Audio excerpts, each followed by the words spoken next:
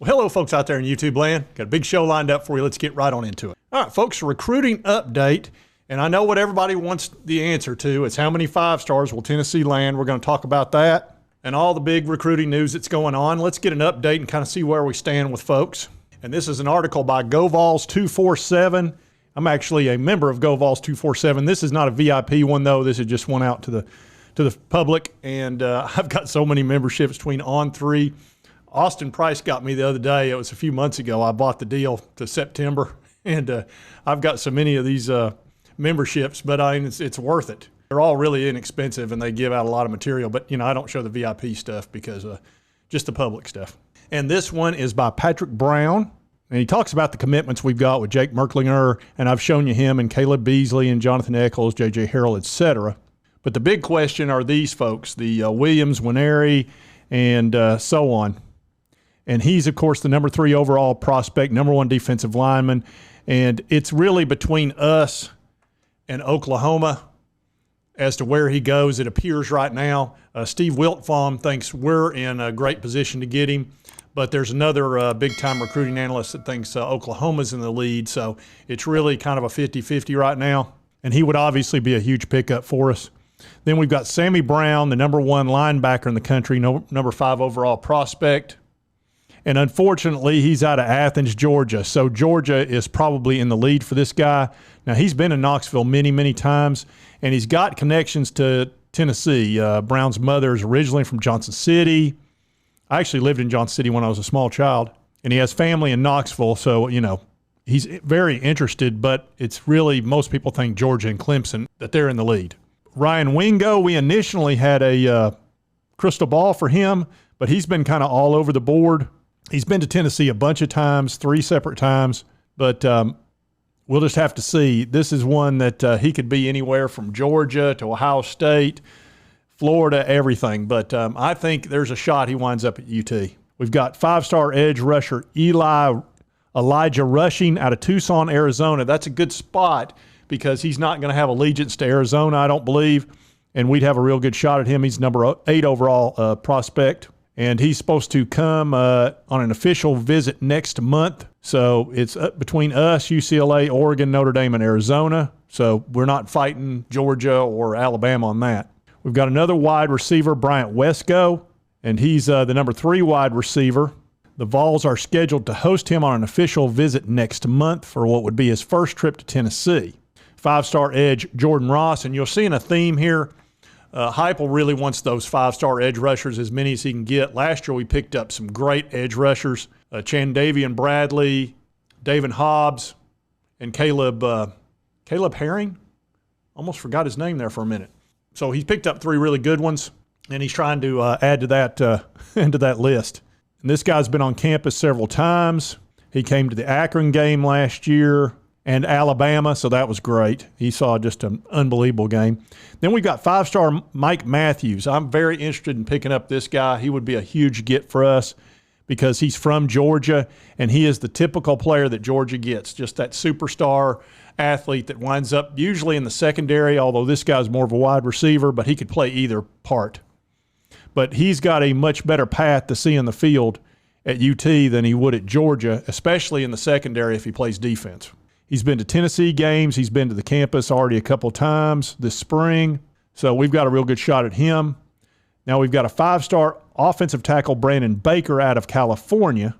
And before you say we can't get anybody out of California, it's where Nico's from. So we definitely could. He's been to campus for a visit in April. And it looks like it's between us, Oregon, Georgia, or Southern California. Here's another 5-star edge, Jamonte Waller. Got him on campus in April when he watched one of their spring practices. He released a top 10. Of course, Tennessee was included, etc. Then here's Kamarion Franklin. We've got a real good shot at getting him. Most people think we're going to get him. He's out of Memphis. He's been to Tennessee twice this year. And we are definitely in the lead for him. Whether we get him or not, we'll see. But that would be a great pickup. Here's Kamarion Fountain. He is a very high 4-star edge rusher. Again, he's scheduled to take an official visit to Tennessee again in June. South Carolina, Southern California, and Tennessee are top competition. Here's Jaden Riddell, a tight end. Be a real nice pickup for us. We need another tight end on top of the one that we've already got committed. He came to the Alabama game, and that Alabama game helped us with so many recruits. Then Daniel Calhoun out of Georgia, offensive tackle. Man, that's our one weakness as far as recruiting. We had such a great recruiting class last year, but the offensive tackles and offensive guards and all that, we were okay, but not great. And it would be nice to pick up some really good offensive linemen. But, the way that Heupel runs his offense, he wants a little different style offensive alignment. So sometimes these guys that look like can't-miss dudes aren't necessarily right for our system. So we'll see how that rolls. Jarrett Gibson, there's been a lot of talk about him, the number 1 running back in the country. He's a teammate with Jonathan Eccles, who's already committed to the Vols. So the Vols made the cut for Gibson. He recently trimmed his list between the Vols, Texas, Georgia, Miami, and Florida. And those are all the 5 stars and really high 4 stars that we're really in on. And that can change over time, but we may start seeing some commits in June. I think a lot of the players are going to visit in June and probably commit to several teams. And we'll see a much earlier commitment dates now that they have the early signing date in December. Guys probably want to commit prior to their season so they can focus on playing high school football and not being constantly barraged by recruiters. That's what I would do. If I was in their position, because I wouldn't want to be taking phone calls 24/7 from 15 different teams when I'm trying to play high school football. I'd want to focus on winning a state title or something like that. All right, folks, that's just a really quick update on the 5 stars and really high 4 stars that we're going to be seeing the next month or two and that we're really in on.